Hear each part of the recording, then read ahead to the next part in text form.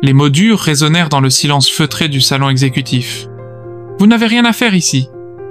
La voix, tranchante, perça l'élégance discrète de l'espace. Dehors, les rayons du soleil d'août caressaient les toits de Paris, leurs reflets dorés dansant sur les vitres panoramiques de la tour Lumière. Éléonore Vasseur, 32 ans, se tenait dans l'embrasure de la porte, son manteau crème épousant ses formes, ses cheveux blonds captant la lumière chaude du crépuscule. Avec une assurance forgée par des années à bâtir et protéger un empire immobilier, elle venait de conclure une réunion stratégique, un contrat de plusieurs millions d'euros signé en sa faveur. Mais ses yeux bleus, acérés, étaient maintenant fixés sur l'intrus qui osait pénétrer son sanctuaire. Un homme en uniforme bleu marine de concierge, Daniel Cruz, avançait avec une détermination presque pressante, son regard scrutant la pièce comme s'il cherchait quelque chose de vital. Les règles d'Éléonore pour cet étage étaient strictes. Le personnel de service n'était pas autorisé en présence des exécutifs ou des invités spéciaux. Elle s'approcha, ses talons claquant sur le marbre, comme un métronome. L'homme s'arrêta et se tourna vers elle, soutenant son regard sans ciller. Ses yeux profonds portaient une détermination sans défi ni excuse. « Je suis ici pour ma fille, dit-il. » Sa voix basse, mais ferme, un roc dans le silence tendu.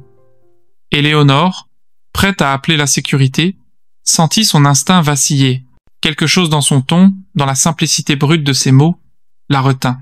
Puis, elle suivit son regard. Dans un coin du salon, sur un fauteuil en cuir trop grand pour elle, une petite fille d'environ 3 ans, Liliane, serrait un ours en peluche brun usé, ses bras minuscules enroulés autour de lui. Ses yeux sombres suivaient les passants dans la rue en contrebas.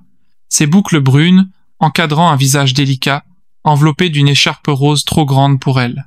Daniel passa devant Éléonore, ses pas mesurés mais doux, comme pour ne pas effrayer l'enfant. Il s'accroupit à sa hauteur, son corps robuste s'abaissant avec aisance sur le sol poli. Une main calleuse ajusta l'écharpe qui glissait, la replaçant soigneusement sous son menton. « Papa est là, ma chérie, » murmura-t-il, sa voix rugueuse adoucie par une tendresse réservée à elle seule. Liliane leva les yeux, un sourire timide éclairant son visage. Elle tendit une main gantée pour toucher sa joue, un geste si naturel qu'Éléonore sentit une émotion inconnue remuer en elle. Ni irritation, ni pitié, mais autre chose, plus profond. Daniel se tourna vers Éléonore, son regard protecteur mais calme. Une animatrice du programme artistique d'en bas l'a amenée ici, pensant que ce serait un endroit sûr pour l'attendre. Ses mots étaient simples, sans artifice. Éléonore ne répondit pas. Elle consulta sa montre, nota l'heure, et se dirigea vers la sortie, ses pas plus lents, le claquement de ses talons atténués. Dans l'ascenseur, juste avant que les portes ne se ferment, elle aperçut Daniel ramasser l'ours en peluche tombé, époussetant doucement la poussière avant de le rendre à Liliane. De retour dans son bureau au 45 étage, Éléonore ferma la porte, le clic résonnant dans l'espace au plafond haut. La vue sur Paris s'étendait devant elle, des toits de zinc luisant sous le soleil d'août, aux flèches de Notre-Dame au loin. Mais elle ne voyait rien de tout cela. L'image de Daniel ajustant l'écharpe de sa fille restait gravée dans son esprit. Elle pressa les lèvres, se forçant à se concentrer sur les documents empilés sur son bureau, mais le silence du bureau, baigné par la lumière douce d'août, la ramena en arrière. Une odeur d'air chaud et d'asphalte parisien sembla surgir de nulle part. Elle avait 12 ans, debout devant une épicerie de quartier, avec son père, son haleine, chargée de vin, sa veste tachée par son travail au dock de la Seine. Elle se souvenait du regard du commerçant, glissant sur elle avec une pointe de mépris.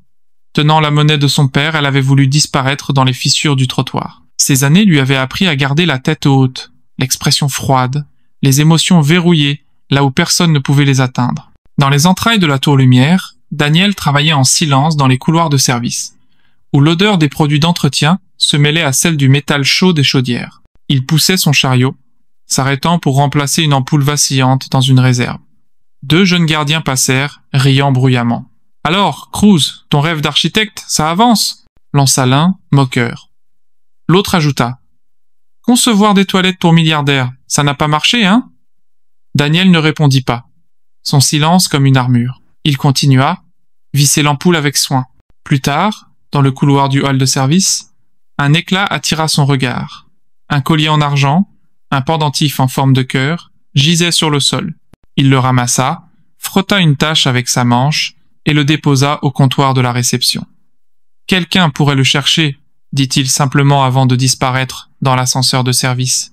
À l'étage, Éléonore, dans son bureau, jeta un œil à l'écran de sécurité. Elle vit Daniel poser le collier et partir. Ce geste, si naturel, sans hésitation, attira son attention. Elle se renfonça dans son fauteuil, fronçant légèrement les sourcils, sans savoir pourquoi. Ce soir-là, dans un petit appartement du 20e arrondissement, aux murs écaillés et aux radiateurs bourdonnants, Liliane était assise à une table en bois usé, des crayons de couleur éparpillés autour d'elle. Elle dessinait, concentrée, sa langue pointant légèrement. Son dessin prenait forme. Un champ, un chemin sinueux, des collines sous un ciel orangé. Elle ne dessinait pas d'après ce qu'elle voyait, mais d'après ses souvenirs et son imagination, son cœur fragile l'empêchant de courir ou de grimper. Daniel, un torchon sur l'épaule, l'observait depuis la cuisine, un mélange de fierté et d'inquiétude dans les yeux. Quand Liliane leva son dessin pour le lui montrer, il sourit, un poids semblant s'alléger l'espace d'un instant. Dans les archives au 20e étage, l'air était frais, empreint d'une odeur de papier et de poussière. Éléonore, à la recherche de contrats liés à une récente acquisition, parcourait les étagères remplies de dossiers et de plans roulés. Ses doigts gantés glissaient sur les étiquettes. Des voix étouffées lui parvinrent d'une allée voisine. Elle s'approcha et s'arrêta net. Daniel, près de son chariot, discutait avec un employé plus âgé en combinaison. « C'est bizarre, non ? Passer tous les jours devant ces plans, » dit l'homme, riant doucement. Daniel esquissa un sourire. « Bizarre, ce n'est pas le mot. J'ai passé 2 ans sur ces dessins. Chaque ligne de la tour lumière, les angles, les matériaux, l'atrium, tout était de moi. » L'homme soupira, amer. « Et puis ils ont effacé ton nom pour donner le crédit au patron d'en haut. Ça arrive plus souvent qu'on ne croit. » Éléonore, cachée derrière une étagère, sentit son estomac se nouer. Le patron d'en haut, son père, son pouls, s'accéléra. La voix de Daniel, calme, sans colère, frappa comme un marteau discret. « J'ai appris ce jour-là que parfois, être le meilleur ne suffit pas. Si tu ne possèdes pas le jeu, tu n'es qu'une pièce à déplacer. » Éléonore vacilla, partagée entre incrédulité et résistance. Ce pouvait être l'histoire d'un homme aigri, réécrivant son passé. Mais quelque chose dans sa voix la fit hésiter. Un bruit la sortit de ses pensées, une tasse en papier tombant au sol. Une jeune assistante, rouge de honte, tentait de nettoyer le café renversé sur sa blouse. Sans hésiter, Daniel s'approcha, ôtant une veste grise propre de son chariot. « Mais ça évitera la tâche, » dit-il doucement. L'assistante, balbutiant un merci, enfila la veste pendant qu'il ramassait ses papiers éparpillés. Ses gestes étaient patients, comme si ce moment lui appartenait entièrement. Éléonore l'observa quelques secondes avant de se recentrer sur les dossiers, saisissant celui qu'elle cherchait. Mais l'image de Daniel offrant sa veste la suivit dans le couloir plus lumineux. Cette nuit-là, dans les sous-sols de la tour lumière, l'air vibrait du bourdonnement des machines. Une alerte électrique mineure avait été signalée, et Éléonore, préférant tout vérifier elle-même avant une visite d'investisseur, descendit. Les couloirs sentaient le métal chaud et le désinfectant. En tournant un coin, elle aperçut Daniel, penché sur un panneau électrique, sa chemise trempée de sueur, une trace de poussière sur la joue. Son téléphone vibra sur une étagère. L'écran afficha Dr H. Mendel, cardiologie pédiatrique. Il hésita, essuya ses mains et répondit. « Oui, c'est Daniel, dit-il, sa voix teintée de fatigue. » Éléonore, près du mur, entendit des bribes de la conversation. Le médecin expliquait que le coût de l'opération de Liliane avait augmenté à cause de complications nécessitant un équipement spécialisé. Daniel, front plissé, se raidit. « Je trouverai l'argent. Ne repoussez pas la date, s'il vous plaît. Elle n'a que 3 ans. Elle a assez souffert. » Il sortit une photo usée de son portefeuille. Liliane, en robe jaune, souriante, ses boucles sauvages. Il la contempla longuement, son pouce caressant l'image, comme s'il pouvait toucher son visage. Éléonore, dans l'ombre, sentit sa propre assurance vaciller. Cet homme n'était pas le concierge discret qu'elle avait catalogué. C'était un père portant un fardeau qu'elle pouvait presque sentir peser sur elle. Elle recula, laissant le murmure de sa voix s'évanouir dans le bourdonnement des machines. Une alarme stridente déchira soudain le silence du soir. Éléonore, à son bureau, vit un bandeau rouge clignoter sur le panneau de sécurité. Incendie électrique, sous-sol. Elle enfila son manteau et se dirigea vers l'ascenseur. Elle savait qu'elle aurait dû attendre les pompiers, mais c'était son bâtiment, sa responsabilité. L'ascenseur trembla en descendant, une odeur de fumée s'infiltrant déjà. À l'étage bonne, un grincement métallique stoppa la cabine. Les lumières vacillèrent, passant à l'éclairage d'urgence rouge. Éléonore appuya sur l'interphone, mais seul un crépitement répondit. La fumée s'insinuait par les interstices, âcre, brûlant sa gorge. Dehors, Daniel courait. Il était dans la salle de maintenance quand le panneau électrique avait craché des étincelles, les flammes s'attaquant à l'isolation. Il avait saisi un extincteur, maîtrisant les petites flammes, mais le feu s'était propagé dans les conduits. Les sprinklers n'avaient pas fonctionné. Voyant l'indicateur de l'ascenseur bloqué à Bonne, il comprit. Éléonore. Sans réfléchir, il attrapa une barre de fer et courut vers les portes. « Éléonore, éloignez-vous des portes !» cria-t-il. À l'intérieur, elle toussait, les yeux larmoyants. Un bruit métallique retentit et la barre força les portes à s'ouvrir. Le visage de Daniel, strié de suie, apparut. « Venez !» lança-t-il, tendant la main. Elle la saisit, sa poigne chaude et solide, et il la tira dans le couloir enfumé. La chaleur était intense, le feu léchant le plafond.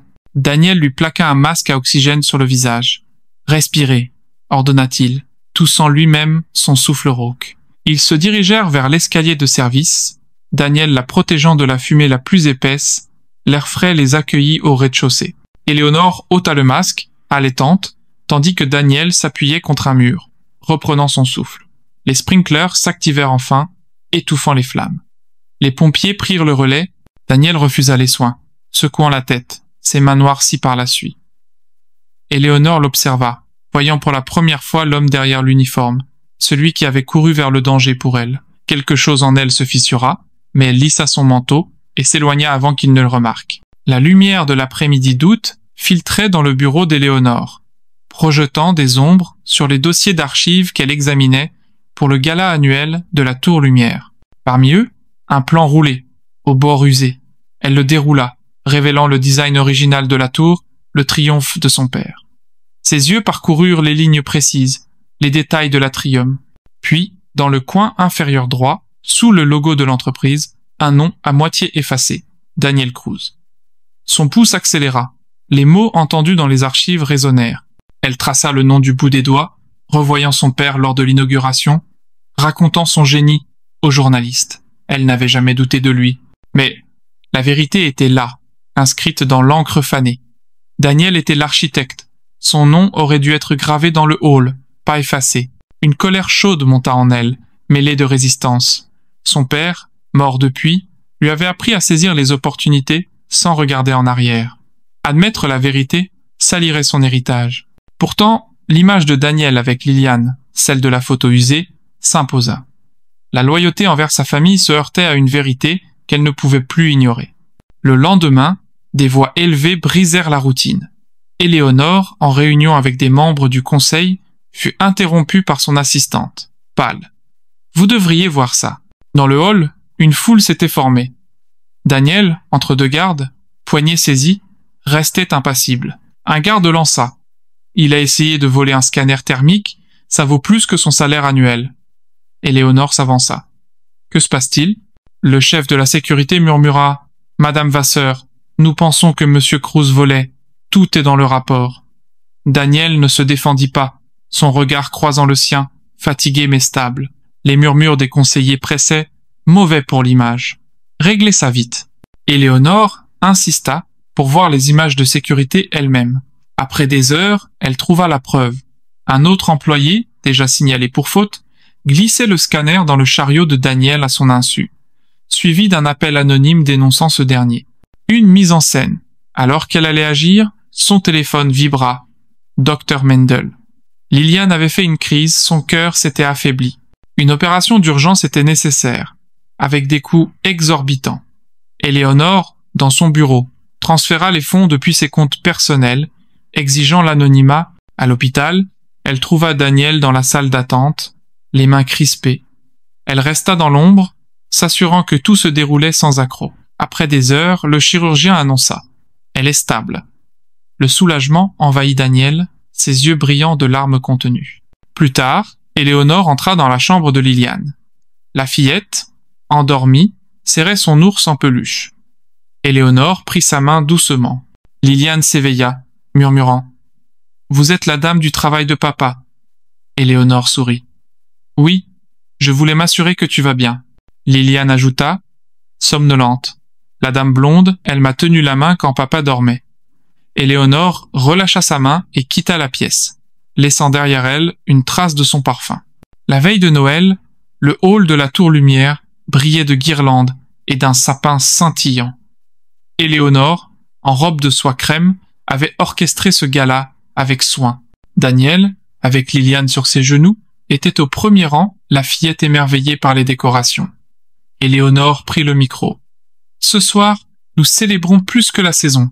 Nous honorons ceux qui ont bâti cet endroit, par leur vision et leur cœur. » Son regard trouva Daniel. Il y a des années, cette tour fut conçue par un homme dont le nom n'a jamais été reconnu. Cet homme est Daniel Cruz. Un murmure de surprise parcourut la foule. C'est sa créativité qui a donné vie à cette tour. Ce soir, je corrige une injustice. Un assistant apporta une plaque en bronze gravée du nom de Daniel, architecte de la Tour Lumière. Elle sera dans le hall pour toujours, déclara Éléonore. Puis, elle sortit un document. En acte de réparation, je cède à Daniel Cruz une part de propriété de la Tour Lumière.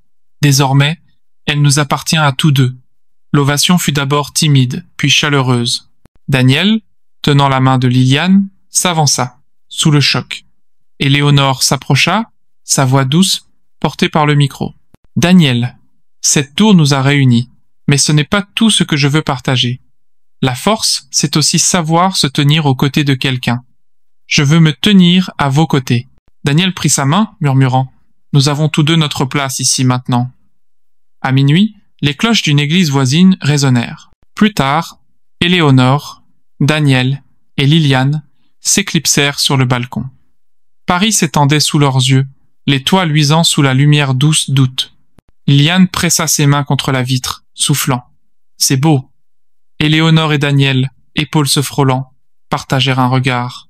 Dans ce moment, le passé s'allégea, remplacé par la promesse d'un avenir commun. Ce soir-là, une injustice fut réparée, une confiance brisée restaurée. Éléonore et Daniel, autrefois séparés par leur rôle, se tenaient unis par le respect et un amour né dans les épreuves. Avec le rire de Liliane résonnant doucement, la Tour Lumière devint un phare de rédemption et d'appartenance. Si cette histoire vous a touché, rejoignez notre communauté. Abonnez-vous à Histoire des amoureux pour d'autres récits émouvants d'amour, de résilience et d'espoir, où les plus petits gestes de bonté mènent aux plus grands miracles.